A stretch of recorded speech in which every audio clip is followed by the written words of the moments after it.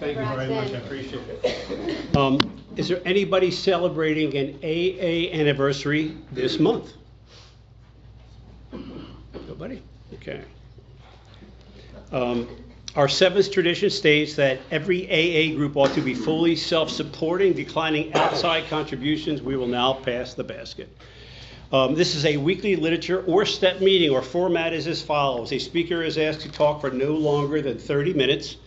He or she spends 15 minutes on qualifying themselves or 15 minutes on either a composition from the big book or on the step of that week, followed by group shares, discussions, and questions up until 7 o'clock p.m. We then end the meeting with either the Lord's Prayer or the Serenity Prayer, which is going to be our speaker's choice. You can find the past weekly meetings on our YouTube page called Stay Alive Literature and Step Group Meeting. You could also find information about our upcoming meetings and other great stuff on Doylestown Recovery Group Facebook page. Do not forget to smash the like button and subscribe and share. This brings us to the speaker portion. You ready? Yep. Okay. Let's make sure. Okay. Other meeting on this day of June 16th in Doylestown, PA, at the Monday night 6 p.m. Stay Alive Literature and Step Group meeting at St. Paul's Lutheran Church. Tonight's speaker is Keith, and he is sharing his experience and speaking from literature from the big book. Welcome.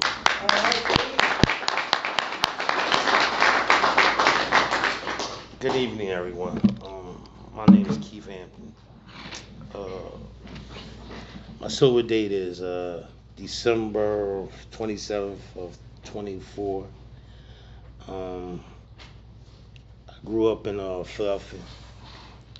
I come from a household of 13 women and 2 boys. So I come up in the chaotic and confusion. Started my life. Very good, man.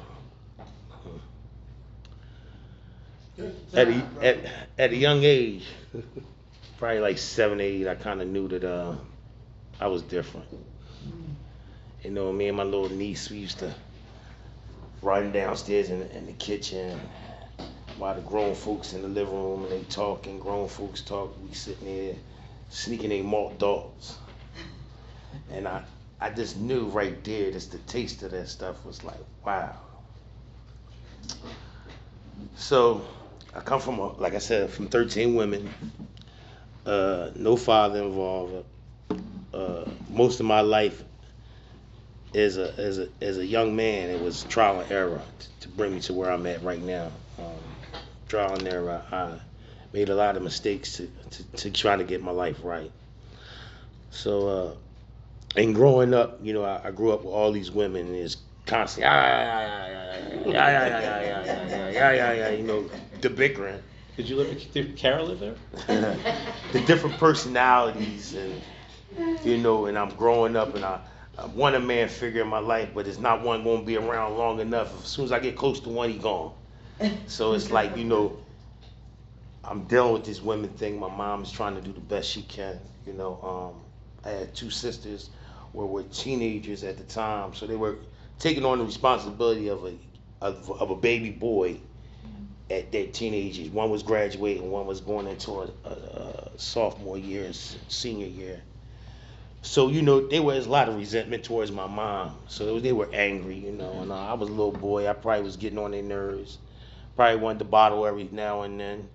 And, you know, I just learned that from a very small age, loud talking, anger, frustration. And as I became and got to become a teenager, you know, I carried this behavior for so long that I became a product of my environment.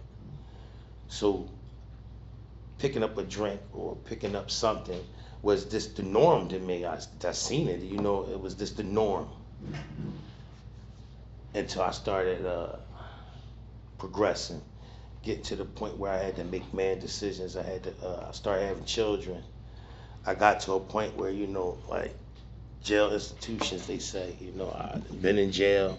I still don't have the tools to be a man. I'm saying I'm being a man, but I ain't doing nothing that a man is supposed to be doing. All I'm doing is selling drugs and doing drugs and partying and the norm. Like they say, when you become a part of this environment, you think that that's the norm. That's what's supposed to be. And for years, I thought that was what it was. I'm just gonna give y'all a little summary. So I come home from jail and I have a son that's I think 5. I thought he was a toy or something. I didn't know how to be a father. This little boy, I'm like, wow, what I mean? Everywhere I go, he go. I'm exposing him to things and he's seeing things, he's doing things to the point where he just think like he's my best friend, you know what I mean? So have another one, Keith Jr. And I got 2 kids, and it's like I'm not doing the things that I know that an adult is supposed to be doing, but I think I'm doing the best that I could be doing as an adult, So, as time go on, one get 13 and one get 5, they both pass. One passes July 6th, and the other one passed September. It's in the same year. So at this point now, I'm experiencing death. I never experienced it at that point, I'm losing anybody, but it was just like I had to step up to the bat because I seen my mom weak. I seen all my sisters and cousins and all of them weak. So I just did the things that I knew how to do at that point, just try to be there. But I never grieved. I'm still in my midst of thinking I'm partying, and my partying just became a whirlwind. Every time I would think about something, or every time that I could look for an avenue, I use that as an excuse. And my world's just spinning and it's spinning and it's spinning and it's spinning and it's spinning. And it's so funny, I heard this saying, why don't you just stop? That was like, why don't you just stop? Shit, I'm just going to, excuse me. I'm just going to start. That's what made me increase, because now there's no one trying to take that time out to ask me what's going on with me. That love and that nurturing that I needed, I wasn't getting. So the things that I would run into only created a big world spin, for me. And it got to a point where it just got real bad. I went to my first treatment center, but I went for everybody else. I didn't even go for me. I sat there for 28 days and just sat there, I didn't take it serious. Came home, I did good for about 15 months and relapsed. Went back to the same place maybe 2 years after that, and did the same thing, just sat there,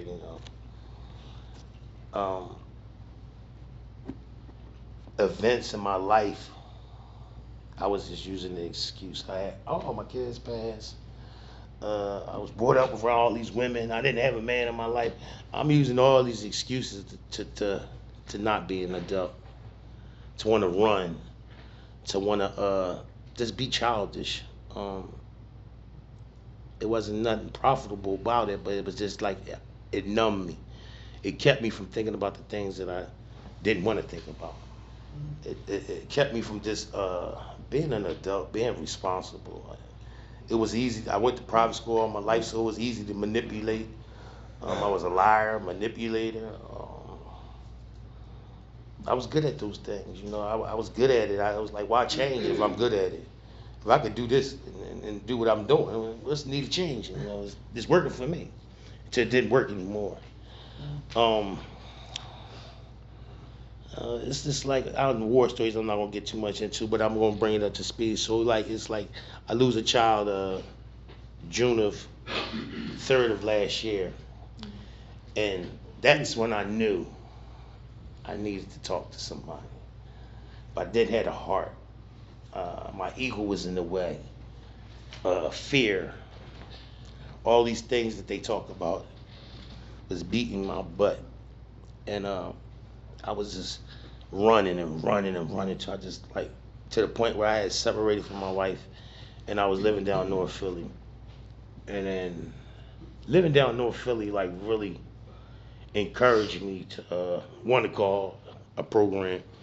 The roaches, the animals, all of the chaos and confusion, I had got frustrated. I had got tired of. I couldn't take it no more. And I had made a phone call. And the phone call I made is so crazy because I had went to IOP, and the guy that was at the IOP answered the phone. He was like, "This is Keith." I'm like, "Yeah." He's like, "Oh man, I got a place where you go." Yeah, he painted this picture, boy. I tell you, he painted a picture for me, but it was hope. I seen hope in this picture. You know, it took me a while. It took me like 2 months. He's calling me every once a week, checking on me, sending me money for cigarettes. And at the New Year's, I was just like, you know what? I can't live like this no more. I couldn't do it. Finally got the courage up. I made the phone call. I told him I was gonna come at the Super Bowl, but it didn't work that way. It's just like I told him I'm gonna come at the Super Bowl, and as that week before, I'm sitting there and it's like I made a phone call. I said, I need to wash some clothes. Wife came, put enough stuff in the car, but it was really a rescue call. It wasn't that I needed to wash clothes. It was a rescue call, and this time she didn't argue. You know, she picked me up and, "Are you okay?" No, all I could do is just cry because I'm not really an emotional type of guy, and I was just crying and crying and crying and crying to the point where it's just like, what's wrong? I was like, I gotta go somewhere. I gotta get some help. I need separation. Finally made that phone call. I told him, listen, I'm not gonna wait till Super Bowl week. I need to come now. And things that correspond that just knew it was supposed to be. I went and got a haircut. As I'm coming back from getting a haircut, the people's like, "Yo, we outside your house." And I said, "Well, you know what? I still hadn't even told my wife that I made these phone calls to go to recovery. I had just did it because I didn't want the pressure. I wanted to do it because Keith wanted to do it. I was at that point of desperation. And when they called up and said that they were there, I just told my wife I needed to go back to the apartment and gather some things because I had to go somewhere. And she's like, "Where you going?" I still didn't tell her. I was just like, "I just got to do something." I went in the apartment, grabbed the bag that I had packed, and got in the car. And I said, "I'll give you a call in a couple of days." And she looking at me like, "Here you go on his missions again." I got to the intake part, and during the intake part, it was crazy because I didn't even want her to be my emergency contact, but I did it anyway. They came back to me and told me that I had to put her because she was my sponsor, or I guess in my insurance, she was my spouse, so I had to put her down. But it took them a week to come back and tell me to do it. And in the course of I came on a Monday, and that Sunday, I met a very special individual. And they talk about sponsors, and they talk about your networking, and I met a special individual, and I listened to him speak. And after I heard him speak, I said, "Would you be interested in sponsoring me?" And from that day right there to this present day has been a change in my life. Because I was willing to, first of all, be honest with somebody besides avenues, you know, and I had to be very honest. And for the first time in my life, 55 years old, I can honestly say I was being honest about the things that were kind of bothering me. And little know they, he was giving me lectures, and he gave me this lecture about dysfunctional families. In between the lecture he gave me, I went to an Al-Anon meeting. I went to the Al-Anon meeting, and I went to a pyramid meeting, and I had a spiritual awakening. It was like, this is what I need to do. This is where I need to be. Keith, there's no more time for the nonsense. I had to change my life. I had to put them childish things away and grow up real quick and real fast.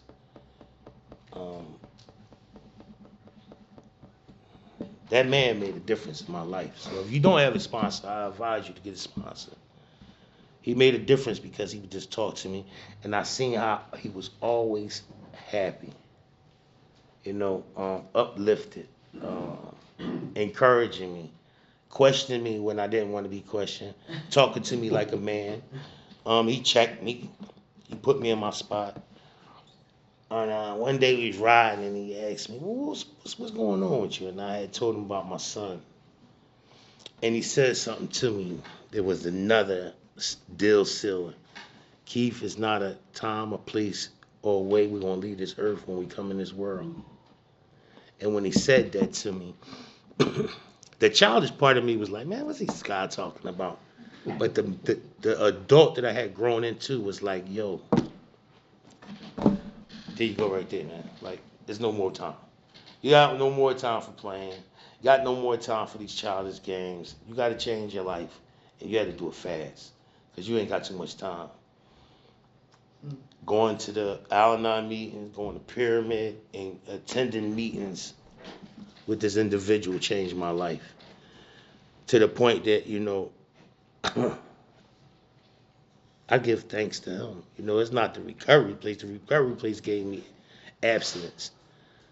It gave me separation from chaos and confusion.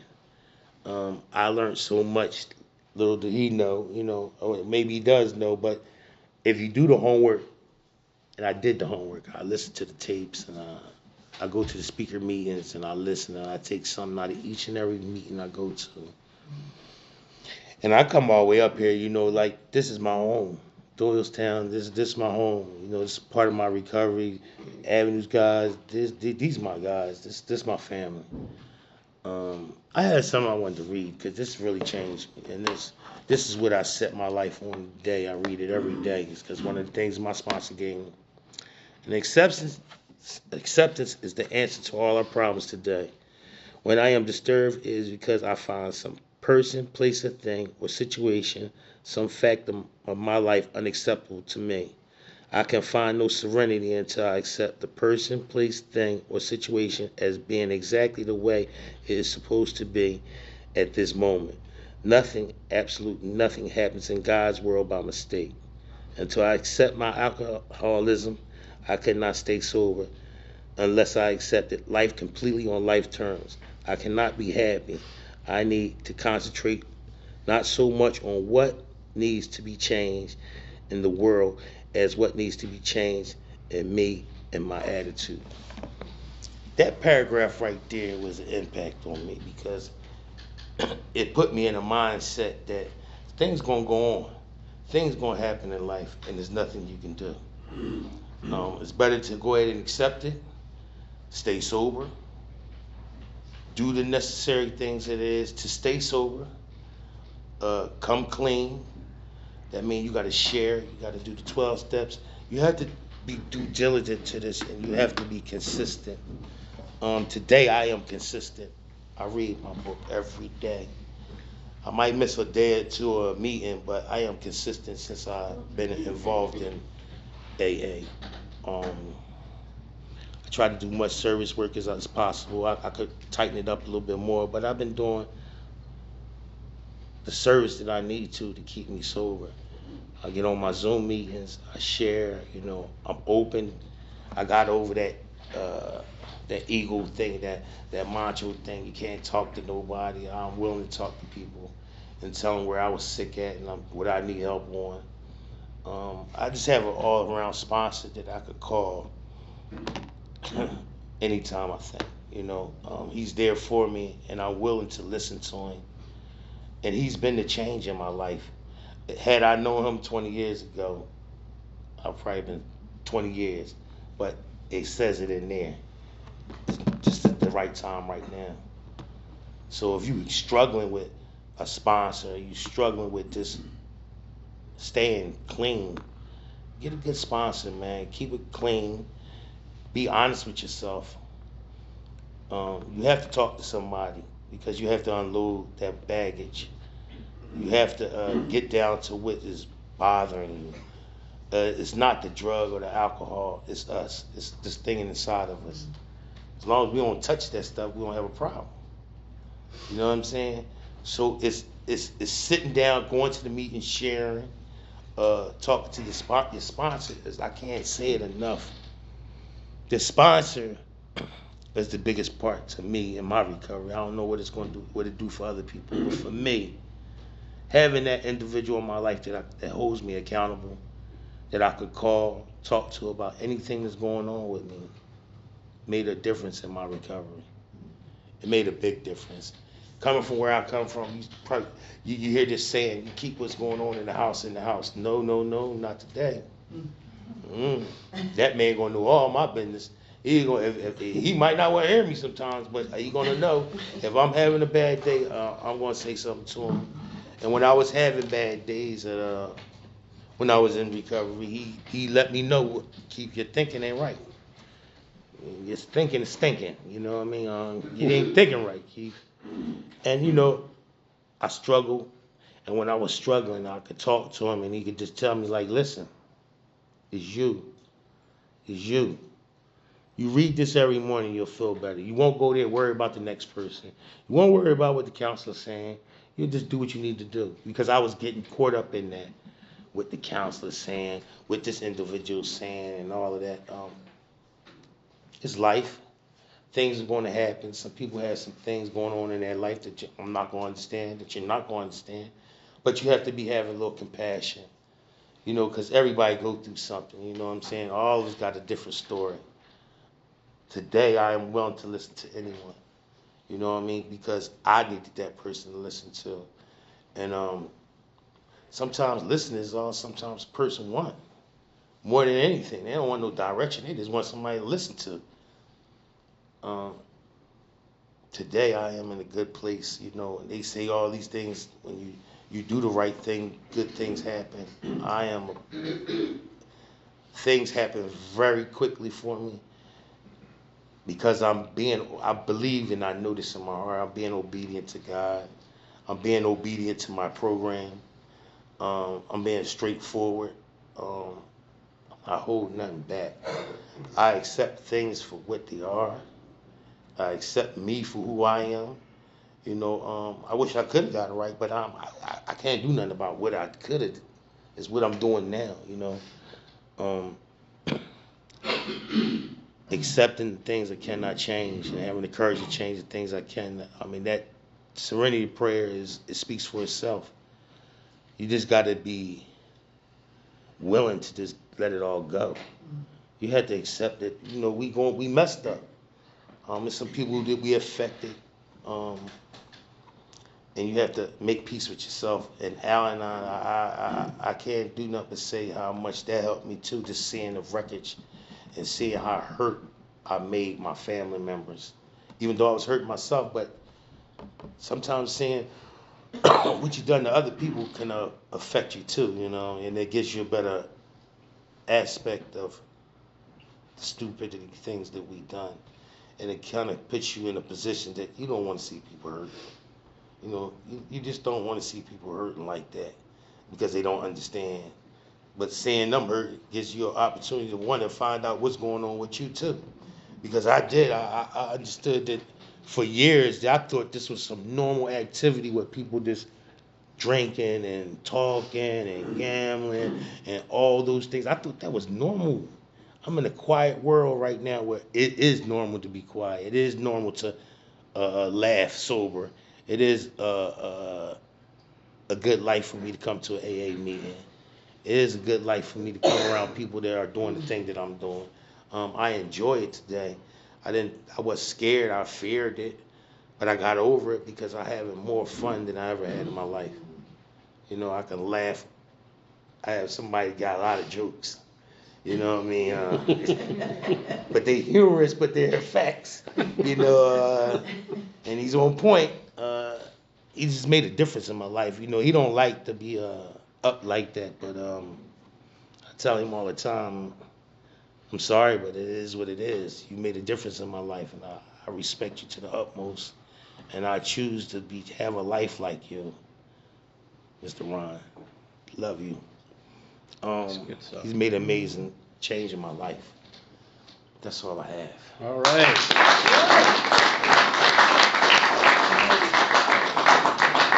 Really well, man. Good job, by the way. So, we'll speak next week. Yep. I got a lot. Thank you. That was really good, man. Appreciate it. Hey, just a plug. He's talking about Al-Anon to go back. So Tuesday nights at Doylestown Hospital. It's a beginner's Al-Anon meeting. Really powerful.